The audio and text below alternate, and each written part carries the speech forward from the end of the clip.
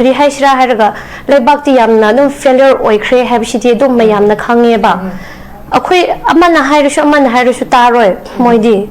aduga next year da maligo election chu leire adu election chu leibine na ai wakhal di akhoi gi politician election leb ko dori ba miyam she election chi chahi manga watli habana treba hayeng gu mangai kreba sigi tanja si da prajana nushini ngai thabak tu tawgu dawbane ba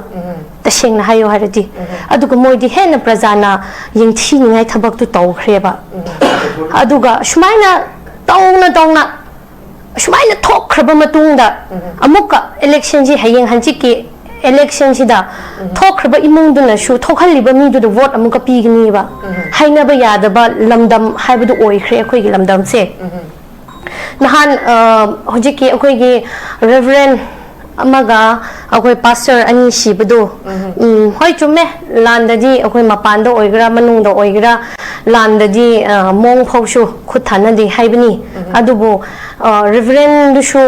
shibadu shu mashu mama na pokpa adudegi ekhoi gi praja atokpa reverend nataba atokpa miyam shiba khunlakpa adudegi leiriba miyam shibadu shu mama na pokpani ba loina mama na pokpasi mama singna khange ba macha pokpagi awabasi ko aduda reverend gi ai ma bu nusidaba nate ai ma bu respect tawi ko vi ho akhoi ojashi ma yamna phabani kuki marak tadi ma phaye ai ma bu phate hairoi phaye adubu ai na ngarang si yamna angakpa ama hayo haradi akhoi gi naga mls myam si yamna lingjel mana dabugum leibani ba ngarang di moshi lingjel yam mana na condemn ga tawdna shoi ga pulap ka tawra tholokpa masagi majati moi bu vote pi ga dori ba mi singi damak tadi thopi daba habidi ima na amadu shu mioi boy na pokni go angaw boy gra phai boy gra nongmai pai budu adudi shiriba khoi gi reverend pastor sing du shu mama na pokpani ba life si value si khetna braba ina khunma na si ready mayam na condemn tawba henba lai raba na si ready condemn tawbu su pak tawbi daba ashi gum sidi ai khoi naga mla sing du da ai nuaite ai atokpadi hai biroi moi dadi ai nuaite aduga sija da su special treatment gana pibdu pishno mioi bni go mioi ba lakpa kho pa na ba yeng bisno ba adudi chap manana Maidegi ikui guidana ai mamang di palorege trong laubi gi thodok tu da ikoi gi brother myam shoga rasmedi city de leibudu karamba mla minister chapra egi ai no udaba gira shoibra ai khangde aduma gi jati ni go adu di kana shu chate min harau ni ngai kari gi akhoi tongnari ba khoi gi issue sida jati themba haibse ai lale hena thembane madam ko ai lale hena thembane ai lale hena themba aduga matam amada aina shum ningsang bada last hanagi election du da last election du da ikoi gi madam Brinda do magi election ma lepe ko lepa matam da mawanda mayam na charge to khi habdi magi family background du yengaga kadi kri da ngang khi ma laibak thiraga ma ka hodre adubu hoji ki khoi gi deputy cm oiba madam nemcha kipkenji magi nupa du shulal hobu natro yes adu ma budi deputy cm pi heba ma budi kana no shu hai tv de kana no shu ma budi kadi no ngarang shu ma phone switch off to heba mayam cso miyam wari chana se hena ada tawna ba matam da go ma deputy cm ma oina ma thodang phajana switch off to khiye yamna phajana ma law khreba yam thagatle ma bu su maram di ma bu chawthok khan bse sida infal mayon da leriba ekhoi gi achoba moi bu leader haina di edi ko roi habdi akhoi ne every leader have shidi kana bu ko bra have shidi khangbane ba leader have shi kana bu ko boss have tare ko akhoi gi boss miyam na khoi gi dictator miyam na moi bu chaw khan mane ba aduga leader oiga dori ba mi sing budi akhoi hanna shu yingbi de aduga boss miyam duna makhoi bu chaw khan gre moi na shu akhoi gi Maitegi natraga nagas akhoi nagas myam gi shoppa apanba myam du da moina shu hajiki akhoi madam namcha kipken du na laaga magi wakhal da akibdu leita bina masu imphal da laaga ukhru da laaga haina mana piece tu pamadi hangba lakpiyo kana na phugra cheigra mabo kana na shu phuroi cheiroi madi lakpi de aduga karigi da makta majority group ne akhoi na shida leibni akhoi na themga dobni haina चलगा मोइना नोइना थेंबी हेबा ngaraंगी थौदोकतुदा अखोइगी कोटलैंड टू कोजिम से करंबा जातिना पानब्रा हेबसे खंगफम थोकपने करंबा जातिना परेंगदुदा लेब्रा हाइरि बमफमदु टाइगर रोड जर्मन रोड हाइगदौरिसे टाइगर रोड तो ओइदुनिगो मोइना थोनबदो एसपी रोड तो टाइगर रोड तो ओइदुनि अखोइ एफएनसीसी होइगी अखोइगी मयामना थिंगिबा लंबीदुने अदु चटलिनिगो अदु चटलिबा मफमदो अदुदबु करंबा अदुदा होजिकी होजिकी कांगचुप चिरुदो अदु लान मतमदा अखोइगी चिरु मचा मा अखोइ कइनो खुदोंथिबा अमा थोखरेदना अदुगी मतुंगदा सीआरपीएफ सु लेबिनी मोइगी लमदो कांगचुप चिरुगा कोटलेन से कोजिम याम लापनादबनी मोइसु लेरे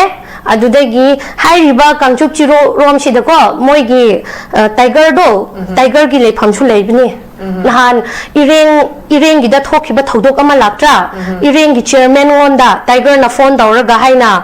मोइ मयाम कुमथारकपदो इनक नकना लेबगिदमक्ता इरेंग दुदा कुमथारकपा ngamba natrane ngamaga karigidamक्ता मयामना कंडेम तोवे नुंगाइतबिगी हैबदी मादो अखोइगी लाइनिंगबा हैब तारेको लाइनिंगबा ईश्वर खंगबा मीनिना ईश्वर खंगबा मीनिना मयाम लोन ईश्वर खंगबा ngaktangi अदुबो पास्टर रेवरेंड हैबसिदि अखोइना रिगार्ड तौहेबा मोइनिना मयामना नागा साइटगी अमा साइटगी लोइना मकना मोइगिदमक्ता याम नुंगाइतबा फोंदोके मेइतै मरक्तैसु फोंदोक पिबे यावेबा अदु ऐ नागासिंदसु खरा साउनिंगबा लेबनि अखोइगी तंखुलगी ओइसनो मैतेगी ओइसनो मरु ओइबा मी सिबा मतमददि कनानासु कंडेम तौद्रागा असिगुम्बददि नोन मकना कंडेम तौरगा लेबदो मोइबु नुसिदे हाबा नते मी सिरगा कनाना नुंगाइग्रनि मी सिबदु नुंगाइबसि फत्तबा मिनि मोइना हायेगो कुकीसिंना हाये अखोइ नागासिंबु क्रिश्चियन नते नोइदि लूसीफर ने फत्तबनि नोइदि क्रिश्चियन गी मिंगदा नंबर 1 अखोइ तंखुलबु याम टारगेट तौवे मोइना नोइ तंखुल है इरेंगदुदा कना तंखुल लाकराने मोइ मतममदा मोइना खनबसि अहानबदसु मोइना थुगाइगनि ए तंखुलगा अखोइगा तौबा लानने अमुका हाइगनि अदुगा शुरमगी लंबीद तौरसु तंखुल अमुका हाइगनि अरामबाय अमुका पन्निनि हाना चाइदुना लेरंबा जाति खुदिंगमक्से मोइना पुनहलेबा मोइगी वहाइना अदुगिदमक्ता मोइबु याम थगतपाइसे चाइदुना लेरंबा जाति पुनबा ngамद्रबा जाति से Moina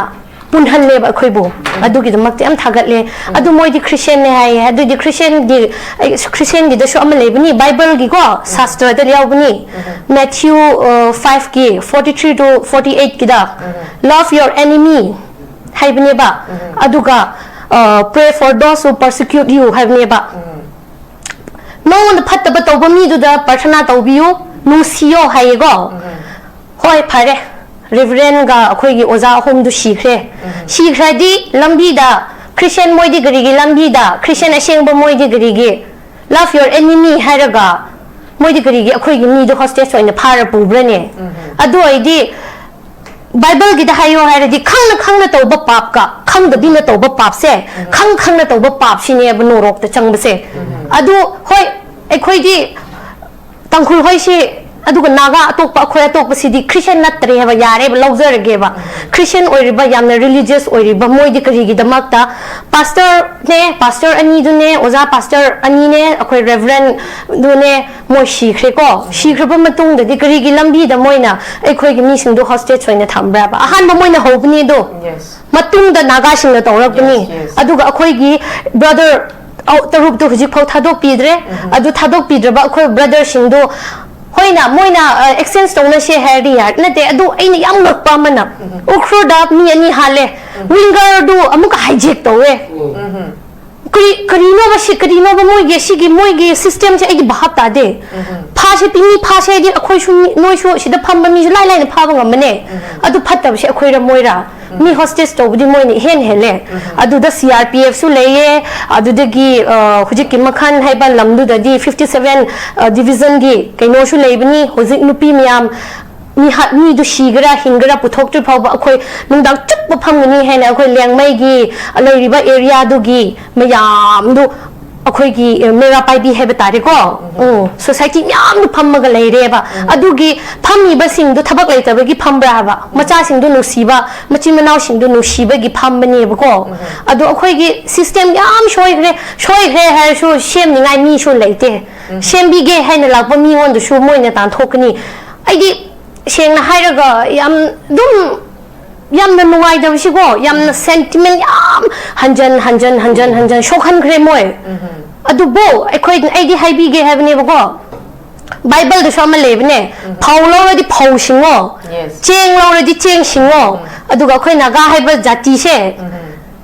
phaulo ri phau sing ba yam haibne haiba se